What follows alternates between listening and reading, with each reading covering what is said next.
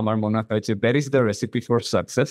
And if you do it for long enough, আপনার success কেউ আটকাতে পারবে না। আমি লিখে আমার যদি লিখে দেওয়ার সুযোগ থাকতো আমি লিখে দিতাম। আপনি যদি if you do it for long enough, আপনার সাকসেস কেউ আটকাতে পারবে না। মেগজিনি উইনার মাইন্ডসেট পডকাস্টে সবাইকে স্বাগত জানাচ্ছি। আমাদের সাথে আজকে অতিথি হিসেবে যুক্ত আছেন মুনিম আহসান। তিনি একজন ভিডিও এডিটর, স্ক্রিপ্ট রাইটার এবং ওয়েব ডিজাইনার। ভাইয়া কেমন আছেন? আলহামদুলিল্লাহ, ভালো আছি। আপনি কেমন আছেন? আমিও আলহামদুলিল্লাহ ভালো আছি। শুরুতে আসলে আপনার সম্পর্কে জানতে চাচ্ছি, আপনি যদি আমাদের দর্শকদের উদ্দেশ্যে আপনার নিজের সম্পর্কে একটু বলতেন। ওকে, অনেক ধন্যবাদ। আমি মনিম আহসান, ব্র্যাক ইউনিভার্সিটিতে ফোর্থ ইয়ারে অধ্যয়নরত আছি ইকোনমিক্স ডিপার্টমেন্টে। পড়াশোনার পাশাপাশি আমি অনলাইনে জব করি। আমার অর্গানাইজেশনের নাম হচ্ছে London school of digital business. আমার ক্লায়েন্ট মূলত ইউকে বেসড। তাদেরকে 360 ডিজিটাল মার্কেটিং রিলেটেড সকল সার্ভিসেস দিয়ে থাকি, বাট মেইনলি আমার কাজ দেওয়া হচ্ছে video editing, web design and development. And আমি খুবই খুশি হয়ে বলতে পারি যে আমি ম্যাক্সিমের ভিডিও এডিটিং কোর্সের একজন গ্রাজুয়েট, এবং তাদের যে লার্নিং ম্যাটেরিয়ালগুলো আমার জার্নিতে অনেক সহায়তা হচ্ছে। আচ্ছা আচ্ছা, ধন্যবাদ আপনার পরিচয় দেওয়ার জন্য। আচ্ছা, আমি হচ্ছে একদম শুরুতেই আপনি যে ভিডিও এডিটিং কাজটা শিখেছিলেন, এই যে কাজটা শেখার শুরুতে আপনার অনুপ্রেরণা কি ছিল? আপনি কেন এই কাজটাতে আসলেন? এটা যদি আপনি একটু বলতেন। ধন্যবাদ, এটা খুব ভালো একটা কোয়েশ্চেন। ভিডিও এডিটিং তা আমার মনে হয় বর্তমান বিশ্বের জন্য একটা বেসিক স্কিল। এটা সবার থাকতে হবে, আমার পার্সোনালি মনে হয় এটা। কারণ আপনি যে কোনো মাধ্যমের কাজেই যান না কেন, কন্টেন্ট আপনার কাজকে অবশ্যই অনেকগুলো মানুষের কাছে পৌঁছে দিতে সহায়তা করবে, এবং সেই কন্টেন্ট ক্রিয়েট করার জন্য আপনাকে বেসিক ভিডিও এডিটিং স্কিলটা জানা অবশ্যই লাগবে। তবে বর্তমানের কম্পিটিটিভ কন্টেন্ট মার্কেটে বেসিক ভিডিও এডিটিং দিয়ে আর কাজটা করেন। আপনার ভিডিওকে অবশ্যই অনেক স্টাইলাইজড হবে, মোশন গ্রাফিক্স থাকতে হবে।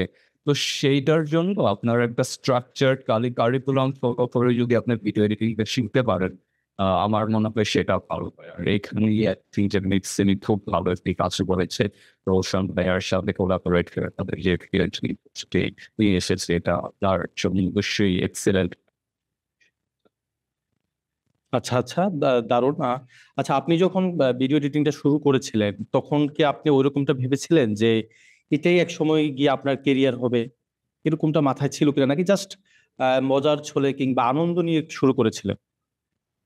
আপনার অভিজ্ঞতাটা কেমন ছিল শুরুর? অবশ্যই আমি ফাইন্যান্সিয়াল মোটিভেশন নিয়েই ভিডিও এডিটিংটা শেখা শুরু করি। আমার ক্রিয়েটিভ জিনিস শিখতে এমনিতেও ভালো লাগে, সো ভালো লাগার বিষয়টা অবশ্যই ছিল। তবে আমার মোটিভেশনটা ছিল প্রাইমারি ফাইন্যান্সিয়াল, যে আমি হয়তো এটাকে একটা ক্যারিয়ারে রূপান্তরিত করবো, অথবা আমি নিজে আমার কন্টেন্ট ক্রিয়েশন জার্নিতে এই জিনিসটা লেভারেজ করবো। আমি খুবই খুশির সাথে বলছি যে আমি বর্তমানে একই সাথে এই এডিটিং স্কিলের মাধ্যমে যেমন জীবিকা নির্বাহ করছি, তেমনি আমার নিজস্ব কন্টেন্ট ক্রিয়েশন জার্নিতেও আমার এই এডিটিং এর লার্নিং অ্যাপ্লাই করছি।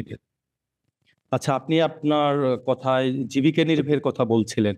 এই যে জীবিকা নির্বাহের ব্যাপারটা যখন চলে আসলো, এখন এই যে একজন ফুল টাইমার যে ভিডিও এডিটর, তার পক্ষে কি শুধু ভিডিও এডিটিং করে জীবিকা নির্বাহ করা সম্ভব বর্তমান সময়ে এসে?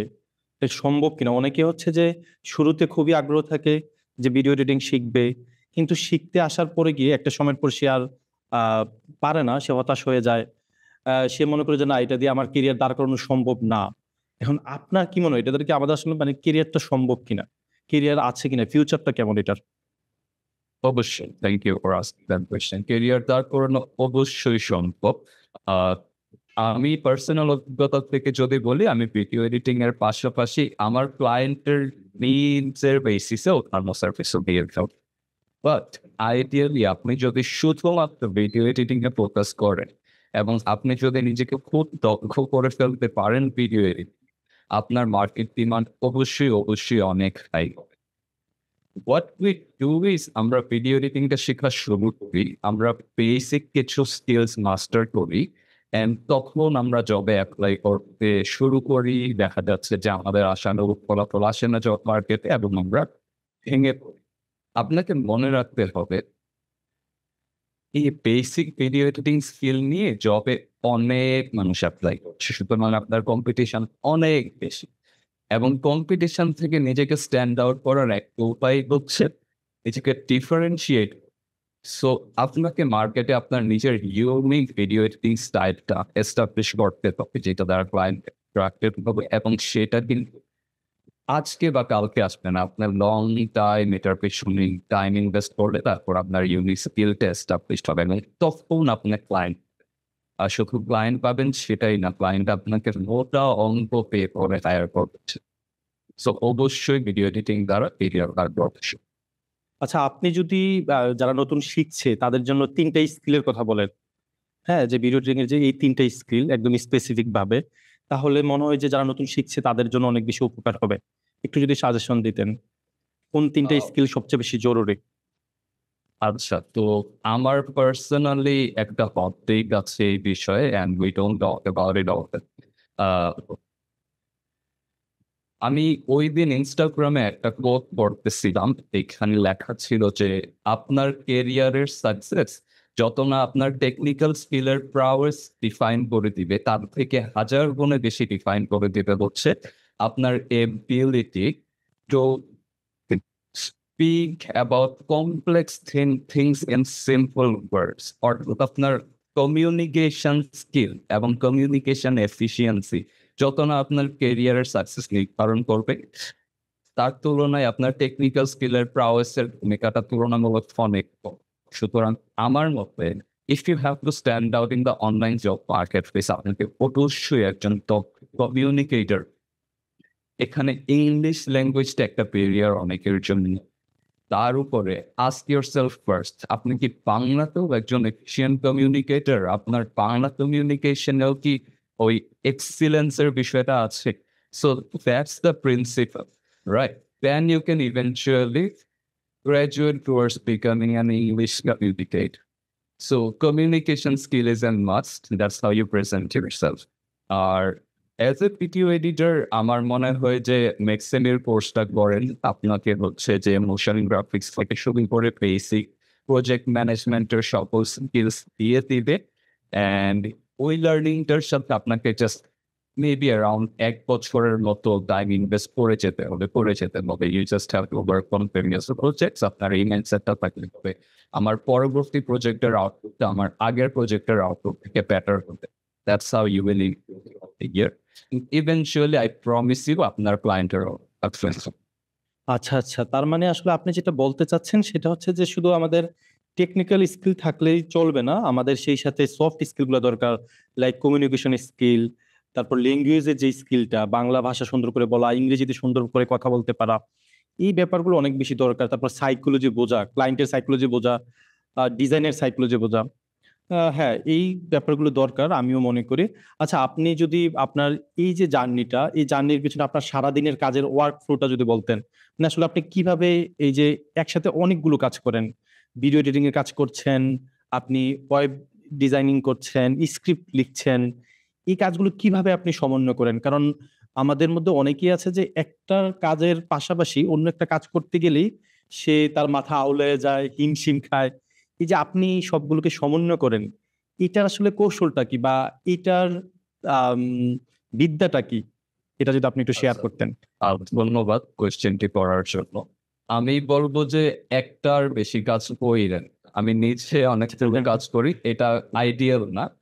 একটা কাজই ফোকাস থাকে, বিকজ একটার বেশি কাজ ডেডিকেশনের সাথে মেইনটেইন করা যায়। আমি যেভাবে করি সেটা হচ্ছে যে আমার দিনে 2টা কাজ অত্যাবশ্যক থাকে। সেটা হচ্ছে বর্তমানে আমার ইউনিভার্সিটি লাইফের দ্বার প্রান্তে আছি আমি। তো আমার একাডেমিক্স প্রায়োরিটি গুলো অবশ্যই অত্যাবশ্যক একটা দিনে, এবং দ্বিতীয়ত অত্যাবশ্যক হচ্ছে যে আমার ক্লায়েন্টের কাজ। তো at any cost I make sure যে এই 2টা কাজ আমি যেন প্রত্যেক দিন ডে টু ডে বেসিসে করি। এরপরে যেগুলো আসে সেগুলো হচ্ছে অপশন। আমার যদি ওই পরিমাণ উইল পাওয়ার, এনার্জি আমার ইন্টারনাল রিসোর্সে থাকে তখন হচ্ছে যে আমি সব কাজে কমিট করি। বাট আইডিয়ালি আমি গ্রাজুয়েট করার পরে ধীরে ধীরে আমার ফোকাস সবকিছু থেকে কমিয়ে এনে যে কোনো একটা কাজে ডেডিকেট করতে। সুতরাং আপনাদের প্রতিও আমার সেই সাজেশন থাকবে, don't try to do many things at once unless situation forces it. Ideally just একটা কাজে কমিট করে দীর্ঘ সময় যাবত একটা কাজেই করছে। আচ্ছা, দারুণ বলেছেন আপনি, চমৎকার। আচ্ছা, আপনার এই যে কাজ করছেন, কাজ করতে গিয়ে আপনার কোন প্রজেক্টের মধ্যে সবচেয়ে বেশি চ্যালেঞ্জিং মনে হয়েছে, যে না এই কাজটা করতে গিয়ে আমার কাছে খুবই চ্যালেঞ্জ মনে হচ্ছে, এরকম কোনো অভিজ্ঞতা আছে কিনা আপনার? ধন্যবাদ। এটা অ্যাকচুয়ালি ভিডিও এডিটিং থেকে আনরিলেটেড, বাট রিসেন্টলি আমাকে আমার ক্লায়েন্টের হয়ে লিঙ্কডইনে কিছু সেলস আউটরিচ করা লাগছে।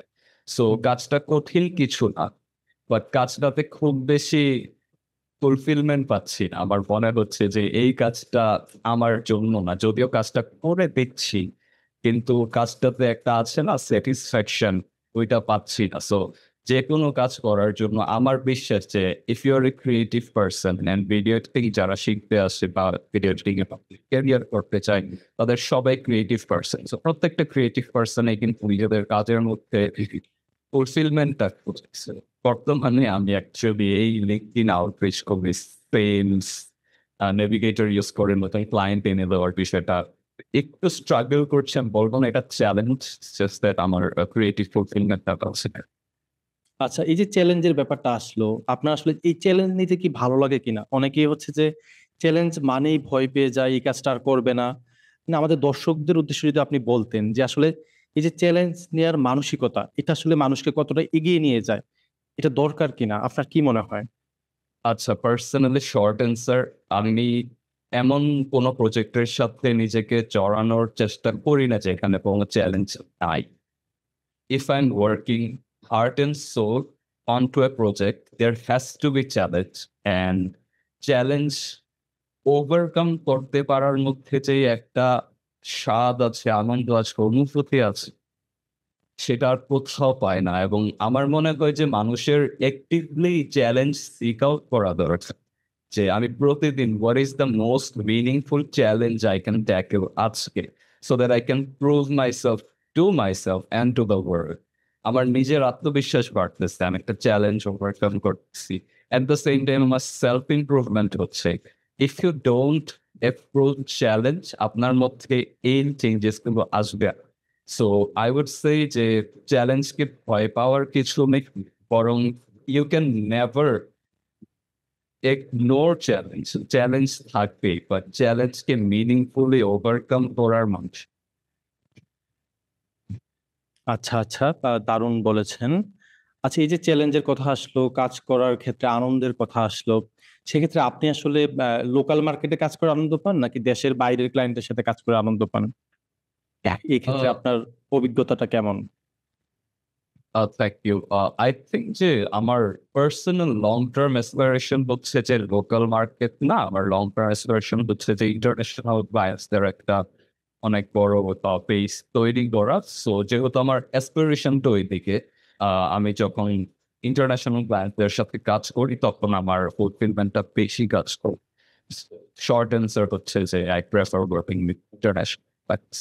ইন্টারন্যাশনালি I কাজ think- করার মজা বেশি। আচ্ছা, ইয়া, আই থিঙ্ক আমার মনে হয় যে বাংলাদেশের জন্য এটা দর্শনীয় একটা অর্থনীতি হিসেবে যে আমরা দক্ষ স্কিলড লেবার প্রডিউস করে বাইরের দেশের যেসব ফার্মসের ওই সার্ভিসটা দরকার আছে সেটা প্রোভাইড করতে পারছি। অ্যাট দ্য সেম টাইম তারা যদি আমাদের কাছে আসে ওই স্কিলগুলো নেওয়ার জন্য, তাদের লোকাল এমপ্লয়ের তুলনায় কিন্তু অনেক কম কস্টে ওই সার্ভিসগুলো তারা অ্যাভেল করতে পারছে। So it's an incentive for them, and এটা আমাদের জন্য একটা ভালো হচ্ছে বৈদেশিক মুদ্রা অর্জন আমাদের জন্য, and it's for that they can cut cost and quality service দিতে পারলে তাদের কোনো আপত্তি থাকবে না যে আচ্ছা বাইরের দেশের মানুষকে দিয়ে কাজটা করাচ্ছি বাট সার্ভিসটা কোয়ালিটি রাইট। আচ্ছা, এর মাধ্যমে আপনি বৈদেশিক মুদ্রা অর্জনের কথা বললেন, যেটাকে আসলে আমাদের রেমিটেন্সের বা কি বলে বাংলাদেশের অর্থনীতিতে কিন্তু আমাদের ফ্রিল্যান্সার যারা আছে তারা মানে ভালো একটা প্রভাব রাখছে। আমরা গত বছর যখন জুলাই আন্দোলন চলছিল তখনও দেখছিলাম যে ফ্রিল্যান্সাররা যখন কাজ করতেছিল না, দেশের অর্থনীতিতে একটা প্রভাব ছিল এটার। আর আচ্ছা, বর্তমানে আপনার কি মনে হচ্ছে বাংলাদেশের যারা ভিডিও এডিটর আছে তাদের সুযোগ সুবিধাটা কেমন? এই যে দেশের বাইরে কাজ করার ক্ষেত্রে তাদের সুবিধাটা কেমন, বা তাদের কি কি সীমাবদ্ধতা থাকে? একজন মানুষ চাইলেও তো বিদেশি ক্লায়েন্টের সাথে কথা বলতে পারে না, তার ইংরেজি ভাষাগত সীমাবদ্ধতা থাকে, আরো নানা রকম সীমাবদ্ধতা থাকে। মানে আসলে কি কি সুবিধা থাকে আর কি কি অসুবিধা থাকে, এই ব্যাপারগুলো যদি আপনি একটু বিস্তারিতভাবে বলতেন আমাদেরকে। আচ্ছা, আহ, আমার মনে হয় প্রাইমারি সীমাবদ্ধতাটা আপনি অলরেডি মেনশন করে দিয়েছেন, নিজেকে প্রেজেন্ট করতে পারার রেখে। সো হ্যাঁ। English is a must. আপনার, আমি আমার ক্লায়েন্টের সাথে কাজ করে প্রাইমারি জিনিস যেটা বুঝেছি, আপনার স্কিলস থেকেও বেশি ক্লায়েন্ট একটা জিনিস চায়, আপনার সাথে রিলেশন বিল্ড আপ করতে চাই। কেন জানেন? কারণ আপনার সাথে রিলেশন বিল্ড আপ করার মাধ্যমে ক্লায়েন্ট নিশ্চিত করতে পারে যে এই ব্যক্তিটা আমার নিডস যত ভালোভাবে জানে, আরেকটা মানুষ সে যতই স্কিল্ড হোক না কেন, সে আমার নিডসটা অর্থাৎ আমাকে এত ভালোভাবে জানবে না। এবং ওই রিলেশনটা বিল্ড আপ করার জন্য না আপনার প্রাইমারি ঘাঁটি ওই দ্বারাই হচ্ছে যে আপনার কমিউনিকেশন স্কিলটা। সো আমার মনে হয় যে প্রথমত নিজেকে প্রেজেন্ট করতে পারার এবিলিটিটা, যেটা আপনাকে ক্লায়েন্টদের দরজায় নিয়ে দাঁড় করিয়ে দিবে। তারপরে ওয়ান্স ইউ আর দেয়ার, তাদেরকে সাস্টেইন করানোর জন্য আপনার এই ইংলিশে কমিউনিকেশনটা অনেক বেশি। আর সো প্রাইমারি সীমাবদ্ধতা এটা। আর আমার মনে হয় যে দ্বিতীয় আরেকটা সীমাবদ্ধতা হবে হচ্ছে যে পার্সোনাল কানেকশনস এবং নেটওয়ার্কিং এ আমরা খুব একটা চলতে না। ট্রাস্ট মি, আপনি পার্সোনাল কানেকশনস দ্বারা এত পরিমাণ কেরিয়ার অপরচুনিটিস অ্যাপিল করতে পারবেন, আপনার সেটা কল্পনাতেও নেই। সুতরাং put yourself out there. আপনি যদি ভিডিও এডিটর হয়ে থাকেন, টক অ্যাবাউট ইট সোশ্যাল মিডিয়াতে, টক অ্যাবাউট ইট। মানুষজন যেন ভিডিও এডিটিং এর পথ চিন্তা করলেই আপনার নেটওয়ার্কে লিস্ট সবার প্রথমে আপনার কথাই উঠে আসে। এই জিনিসটা যদি মেকশোর করতে পারেন, ইনশাল্লাহ আপনার অপরচুনিটির হবে। তার মানে হচ্ছে নেটওয়ার্কিং স্কিল দরকার, রিলেশনশিপ স্কিল দরকার, আহ, অনেকগুলো স্কিল দরকার পাশাপাশি। ঠিক আছে আপনার। আসলে আসলে আমরা এই যে সফট স্কিলের ব্যাপারে আমাদের অনেক বেশি, আরো বেশি গুরুত্ব দেওয়া দরকার। যেটা হচ্ছে যে আমাদের একদম কি বলে প্রাথমিক বিদ্যালয় কিংবা হাই স্কুল কলেজ লেভেলে এগুলো আসলে আমাদের স্কুলে তো একাডেমিক ভাবে শেখানো হয় না। যে কারণে ওই যে আপনার যারা ইউনিভার্সিটিতে পড়াশোনা করে তারা যদি এক্সট্রা কারিকুলার অ্যাক্টিভিটির সাথে জড়িত থাকে, তাহলে কিন্তু তার নেটওয়ার্কিং একটা হয়। তারপর তার এই যে কমিউনিকেশন স্কিল, বিভিন্ন সফট স্কিল গুলো সে শিখতে পারে। তো এই জন্য আদার অ্যাক্টিভিটিস গুলো করা দরকার আমার কাছে মনে হয়। আর আর বর্তমানে তো এআই এর একটা আধিপত্য আমরা দেখতে পাচ্ছি। এআই এর যুগে আসলে ভিডিও এডিটররা আসলে কোনো সমস্যার সম্মুখীন হবে কিনা, মানে এআই কি আমাদের কোনো আহ, বিশেষ কোনো বার্তা দিচ্ছে কিনা ভিডিও এডিটরদেরকে? না, এআই হচ্ছে আপনার যদি মনে হয় এআই আপনার থেকে একটা কাজ ভালো করতেছে অলরেডি, হুম। এআই কে দিয়ে ওই কাজটা করা, এআই কে দিয়ে কাজটা করা, ক্লায়েন্টকে আউটপুটটা দেন, এআই এর আউটপুটটাই দেন। ক্লায়েন্ট তো, ক্লায়েন্টের দরকার ভালো, হুম। এবং আপনি একটা মিডিয়েটর হিসেবে ওই কাজটা করিয়ে দিচ্ছেন, সমস্যা নেই তো। এআই এখানে আপনার শত্রু নেই, এআই আপনার সময় বাঁচিয়ে দিয়েছে। যেই কাজটা আপনার 4 ঘন্টা লাগতো, এআই এটা এক ক্লিকে করে দিয়েছে। ক্লায়েন্ট আপনার কাছেই আসবে রেজিস্ট্রেশন, ক্লায়েন্টের ওই রিসার্চ করে কোন এআই টুলটা আমার জন্য ভালো হবে ওইটার টাইম নেই। এই কারণেই ক্লায়েন্ট আউটসোর্স দেওয়া আছে বিষয়টা। আসলে এআই কে ভয় না পেয়ে এআই কে লেভারেজ করেন।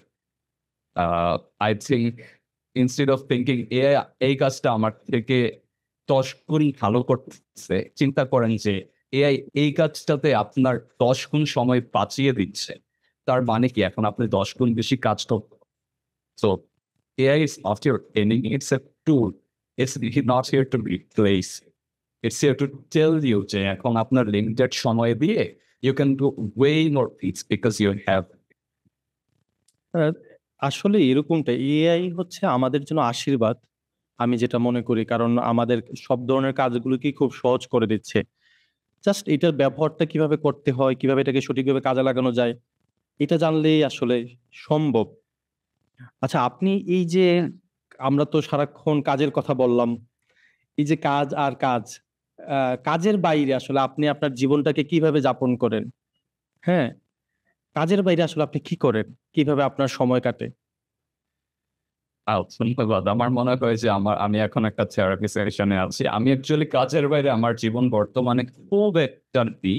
বাট আবার কিছু হবি আছে। আর রিসেন্টলি আমি আমার ছোটবেলার খুব অনেক বড় একটা শখ PS5 কিনা। সো ওইটা আমি PS5 কিনেছি। মাঝে, মাঝে টুকিটাকি ভিডিও গেমস এবং তার পাশাপাশি আমি বক্সিং করি। মার্শাল আর্টস আমার দারুণ, লাগে। দারুণ। হুম, সো হুম, হুম। ওইখানে আমার ভালো সময় কাটে। আর তার পাশাপাশি ভার্সিটিতে আমার ফ্রেন্ড সার্কেল আছে, আমার সোশ্যাল লাইফ আছে। ওদেরকে যতটুকু পারি সময় দেওয়া হয়। এই হচ্ছে কাজের বাইরে আমার সোশ্যাল লাইফ। যেহেতু আমি আ ঢাকায় ব্যাচেলর থাকি। আমার মনে হয় যে ব্যাচেলরদের কাজের প্রতি একটু বেশি মনোনিবেশ করা হয়ে যায়। না চাইতেও কাজের প্রতি তারা একটু বেশি ঝুঁকে পড়তে হয়। আ তো এই হচ্ছে আপাতত আমার কাজের ছিল। আচ্ছা, আচ্ছা। আচ্ছা, একজন দারুণ বললেন। আসলে কাজের বাইরেও তো আমাদের একটা জীবন থাকে। এটাকেও আসলে উপভোগ করা দরকার।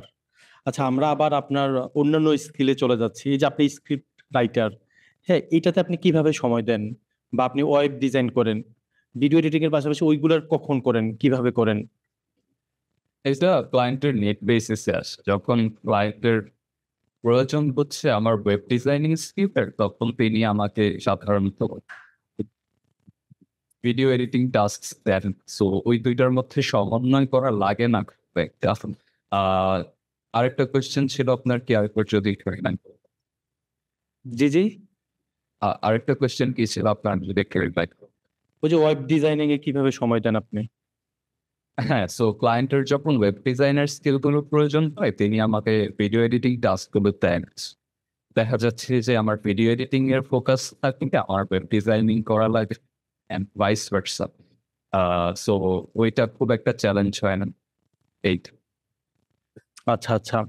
এই যে আপনি এই কাজগুলো করেন, এই কাজগুলো করতে গিয়ে আপনার কি কখনো মনে হয়েছে এগুলো আসলে কাজ নয়, এটা একটা আর্ট, শিল্প। এরকমটা ফিল হইছে কিনা কখনো? আ সো দিন শেষে ক্লায়েন্ট আপনাকে ইনস্ট্রাকশনস দিয়ে দেয়। অ্যান্ড ইনস্ট্রাকশনস দিয়ে দেওয়া মানে যে আপনার ক্রিয়েটিভ প্র্যাকটিস করার জায়গায় অনেক রেস্ট্রিকশন থাকে। সো ফান্ডামেন্টালি আমি বলব যে আর্টিস্টিক প্র্যাকটিসের সাথে অনেক সিমিলারিটিস আছে। You get to play with your imagination.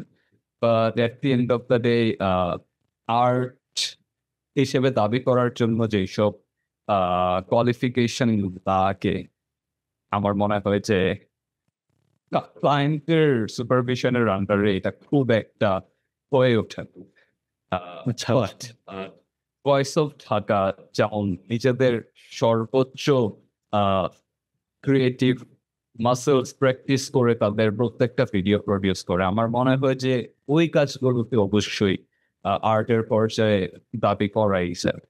So আপনি যদি আপনার নিজস্ব স্কিল গুলোকে কাজে লাগিয়ে নিজের তাগিদে কিছু করেন পার্সোনাল প্রজেক্টের জন্য, তখন ডেফিনিটলি অ্যাজ অ্যান আর্টিস্ট আপনার সর্বোচ্চ স্বাধীন পাবে। তো এটাই আপনার ক্লায়েন্টরা কাজটাকে যখন আমরা প্যাশন হিসেবে নিতে পারবো, হ্যাঁ? তখন কিন্তু কাজটা করার প্রতি আমাদের আনন্দটা বাড়তে থাকবে। এটার প্রতি একটা বিরক্তি আসবে না। সেটাই তো। অবশ্যই ইয়েস।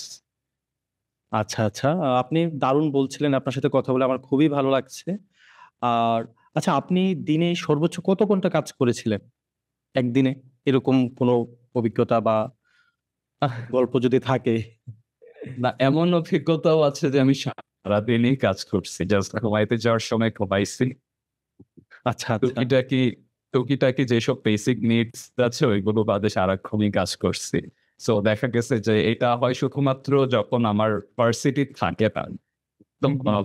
ধরেন সেমিস্টার ব্রেক আমি খুবই এক্সাইটিং একটা প্রজেক্টে ইনভলভড হয়েছি and I am just working. তখন কাজটাকে কাজও মনে হয় না। তখন কাজটাকে মনে হয় it's like a game. So in general সবার প্রতি অ্যাডভাইস থাকবে এটাই যে আপনি যখন একটা স্কিল সিলেক্ট করতেছেন, সিলেক্ট এমন একটা স্কিল যেটা টাইম ইনভেস্ট করে আপনার মনে হয় না ইউ আর ওয়ার্কিং, বরং it feels like a game thing. So video editing, web designing for me ওইরকম একটা আচ্ছা, আচ্ছা। আপনি গেমের কথা বললেন। আসলে কাজটাকে গেম মনে হলে এটা তো বিরক্তি আসবে না। তখন আপনার যতক্ষণ মন চায় ততক্ষণই করা যায়।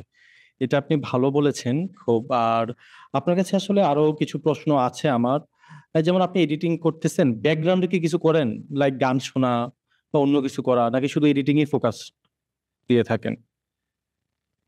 হ্যাঁ, অবশ্যই গান শোনা হয় ব্যাকগ্রাউন্ডে। বাট ডিপেন্ডস, যখন আমার হাইপার ফোকাস থাকতে হয় তখন গানটা না শোনার চেষ্টা করি। আচ্ছা আচ্ছা। আর এডিট করার সময় আপনি আসলে কোন জিনিসগুলো ভাবেন? টেকনিক্যাল দিকগুলো নিয়ে ভাবেন নাকি ইমোশনাল দিকগুলো নিয়েও ভাবেন? কোনটাকে বেশি প্রায়োরিটি দেন আপনি? ও ডেফিনেটলি ইমোশনের জায়গাটা বেশি প্রায়োরিটি পায়। As an editor, your primary objective is to invoke emotions যারা আপনার ভিডিওটা দেখছে তাদের মধ্যে। সো আই থিঙ্ক আমার inside my head, I imagine that this is the ideal product that I want to produce through my editing. And then আমার technical skill কতটুকু পারবে এই ideal version achieve করতে। ওইটা চেষ্টা করি আমার কাজের মধ্যে প্রয়োগ। আচ্ছা আচ্ছা। হ্যাঁ, এটা ভালো। আহ যাক, আপনি আসলে আপনার জার্নিটা এত দারুণ, যেখানে হচ্ছে যে আপনি কাজটাকে একদম মানে খুব ইজি করে নিচ্ছেন আপনার সাইকোলজি দিয়ে, আপনার যে মাইন্ডসেট। আমরা যে পডকাস্টের নাম রেখেছি যে উইনার মাইন্ডসেট। আসলে উইনার মাইন্ডসেট না থাকলে কখনোই একটা মানুষ এই যে সারা দিন ব্যাপী কাজ করতে পারবে না। সারাদিন কাজ করার জন্য উইনার মাইন্ডসেটটা অবশ্যই দরকার, এবং যে কোনো কাজকে আনন্দ নিয়ে করা, গেম হিসেবে কাজ করে চালিয়ে যাওয়া, এই ব্যাপারগুলো অবশ্যই লাগে। আচ্ছা, আপনি এই যে ভিডিও এডিটিং এ আসলেন, ওয়েব ডিজাইনিং এ আসলেন, এখানে এর পিছনে তো আপনার নিশ্চয়ই একটা স্ট্রাগল ছিল, একটা সংগ্রাম ছিল। সেই দিনগুলোর গল্প যদি আমাদের দর্শকদের উদ্দেশ্যে বলতেন, আপনার স্ট্রাগলটা কেমন ছিল, কিভাবে আপনি শুরু করেছিলেন, এর আগে কি করতেন, ফিনান্সিয়ালি আপনি কি মানে কি কি ধরনের বাধার মুখোমুখি হয়েছিলেন, এই গল্পগুলো যদি একটু শেয়ার করতেন। অবশ্যই। আহ, আমি এই টেকনিক্যাল স্কিল অ্যাকুইজিশন এর জার্নিটা ইনিশিয়েট করি 2018 সালের দিকে, যখন ইন্টার ফার্স্ট ইয়ারে উঠি।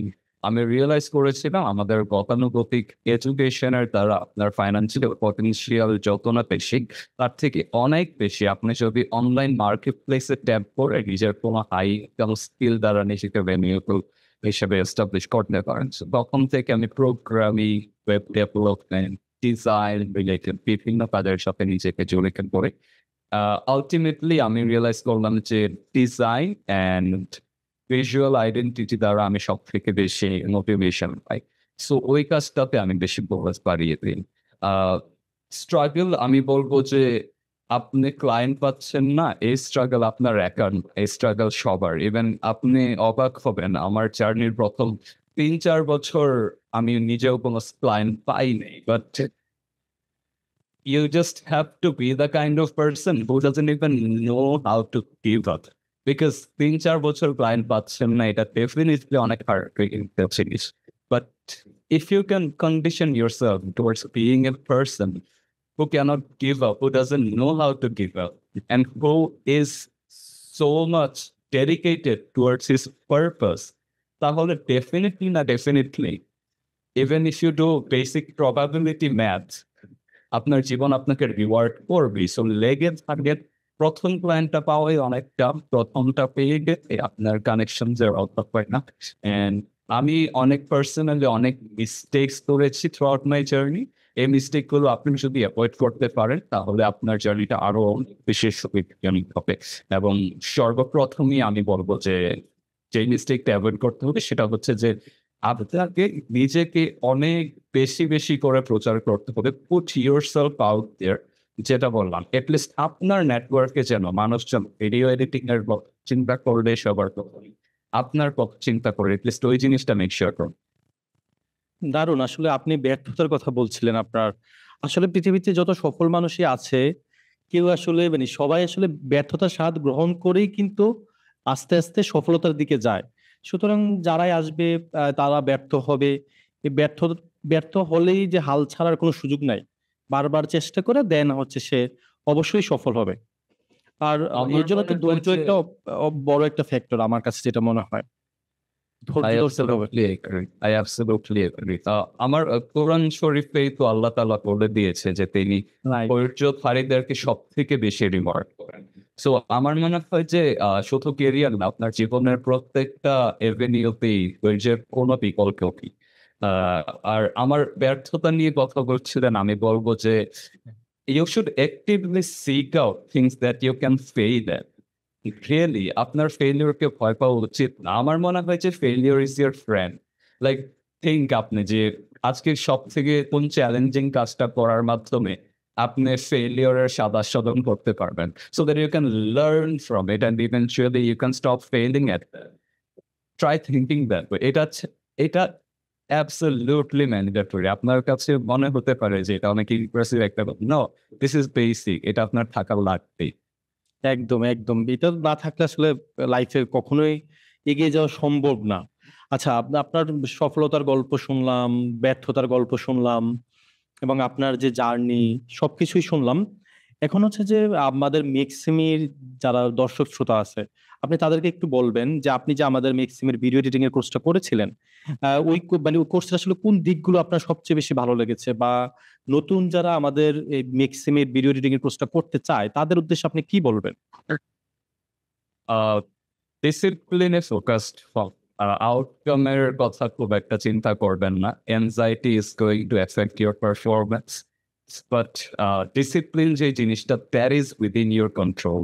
সো খুব বেশি ডিসিপ্লিন হয়ে যান কাজটার প্রতি, অ্যান্ড আপনার স্কিলটা অ্যাকুয়ার করা হয়ে গেলে আপনি ধীরে ধীরে আপনার কমিউনিকেশন স্কিলস, নিজের পার্সোনাল ব্র্যান্ডিং, নেটওয়ার্কিং এগুলোতে মনোনিবেশ করা শুরু করে দিবেন। আমার মনে হয় যে that is the recipe for success, and if you do it for long enough, আপনার সাকসেস কেউ আটকাতে পারবে না। আমি আমার যদি লিখে দেওয়ার সুযোগ থাকতো আমি লিখে দিতাম। আপনি যদি if you do it for long enough, আপনার সাকসেস কেউ আটকাতে পারবে। আচ্ছা, তার মানে হচ্ছে যে ম্যাক্সিমের ভিডিও এডিটিং এর কোর্সটা যে কেউ চাইলে কিনতে পারে। এটা কিনলে এবং সে যদি একটা ডিসিপ্লিন ওয়েতে কাজগুলো করে, একটা সিস্টেম ক্রিয়েট করে, দেন হচ্ছে যে সে অবশ্যই ভালো কিছু করতে পারবে। এটা হচ্ছে আপনার পরামর্শ। এইটাই আমার। আচ্ছা, ঠিক আছে। আর আমরা আসলে একেবারে শেষ পর্যায়ে চলে এসেছি। এখন একদম শেষ পর্যায়ে এসে আপনার দর্শকদের উদ্দেশ্যে আপনার নিজ থেকে যদি কিছু বলার থাকে আপনি বলতে পারেন। দর্শকদের উদ্দেশ্যে বলার একটাই জিনিস যে দিন শেষে আমাদের সবার চাহিদাই হচ্ছে যে সুখী হওয়া, নিজেকে নিয়ে ভালো ফিল করা। So do whatever it takes to achieve that. আপনি যদি অল্পতে হ্যাপি থাকতে পারেন, I am very proud of you. আপনার যদি হাই অ্যাম্বিশনস থাকে for the bare minimum happiness, go for it, but understand যে আপনার কোনটা থ্রেশহোল্ড বা কোথায় হ্যাপিনেসের, and do whatever it takes to achieve that. And দিন শেষে ট্রাই টু লাভ ইয়োরসেলফ। আমার মনে হয় যে আমরা এত অবসেসড ম্যাটেরিয়ালিস্টিক অ্যাকমপ্লিশমেন্টের প্রতি, we lose the touch with ourselves. So be in touch with yourself first and foremost. Discipline থাকেন and প্রসেসটাকে এনজয় করেন। ট্রাস্ট মি, আপনি যে আউটকামটা চাচ্ছেন ওই আউটকামটা এত লিকুইটিভ না। এটা অ্যাচিভ করার পরেই আপনি বুঝবেন, বাট প্রসেসটা আপনি যদি এনজয় করতে পারেন দিন শেষে আপনার হারার কোনো উপায় আমি ইউ উইল অফ কোর্স। দারুণ, দারুণ, দারুণ বলেছেন। আসলে সুখে না থাকতে পারলে আমাদের এই জীবনে আসলে বেঁচে থেকে লাভটাই কি? আপনি সুখের কথা বললেন, জীবনটাকে উপভোগ করার কথা বললেন। আমিও এটাতে বিশ্বাস করি। আর সন্তুষ্ট থাকার কথা বললেন। হ্যাঁ, আমার অনেক বেশি চাহিদা থাকতে পারে। আমি যদি পূরণ করতে পারি তাহলে তো অবশ্যই অনেক ভালো। আর যদি অল্প পূরণ করতে পারি তাহলে অল্পতে সন্তুষ্ট থাকার কথা বলেছেন। আমার কাছে মনে হয় যে এটা খুবই আপনি দারুণ কথা বলেছেন এবং মানুষের জীবনে সুখে থাকার জন্য, জীবনটাকে যাপন করার জন্য, উদযাপন করার জন্য এই ফিলোসফি গুলো দরকার। ভালো লাগলো। আপনি যেহেতু একজন ক্রিয়েটিভ মানুষ, তো আপনার ভিতরে ওই অনুভবটুকু আছে, ওই দর্শন আছে আপনার জীবন নিয়ে। এই চিন্তাগুলো আমাকেও খুব বেশি আলোড়িত করলো। আই থিংক ভালো লাগলো আপনার সাথে কথা বলে এবং আপনার সাথে কথা বলার আজকের এই আড্ডাটা আমার স্মৃতিতে থেকে যাবে। আমি খুবই উপভোগ করেছি। আশা করি আমাদের যারা দর্শক রয়েছে তারাও খুব উপভোগ করেছে এবং অনেক কিছু শিখতে পেরেছে এবং আমি বিশ্বাস করি যে আসলে আমরা প্রত্যেকেই যদি আমাদের জীবনের অভিজ্ঞতাগুলো, গল্পগুলো শেয়ার করি, তাহলে আমরা সবাই সবার কাছ থেকে শিখতে পারবো এবং একজন যখন আরেকজনের কাছ থেকে শিখবো, তখনই কিন্তু আমরা সবাই মিলে এগিয়ে যাব। তখন আমরা একা একা এগিয়ে যাব না, আমরা সবাই মিলে এগিয়ে যাব। এবং আমরা সবাই মিলে যখন এগিয়ে যাব তখনই আসলে আমরা সুখী মানুষ হতে পারবো। আমরা একে অপরের পাশে থাকবো সহযোগী হিসেবে, তখন আমাদের জীবনটা অনেক বেশি সহজ হবে এবং আমরা সুখী মানুষ হতে পারবো। ধন্যবাদ মুনিমা আহসান, আপনার গুরুত্বপূর্ণ সময় আমাদেরকে দেওয়ার জন্য। আশা করি ভবিষ্যতে আপনার সাথে অন্য আরেকটি আয়োজনে দেখা হবে। আজকের মতো আমরা বিদায় নিচ্ছি, ভালো থাকবেন। ধন্যবাদ। আল্লাহ হাফেজ। ভালো থাকবেন ভাইয়া। নেক্সট সেমিকে শুভকামনা। হ্যাঁ, ধন্যবাদ।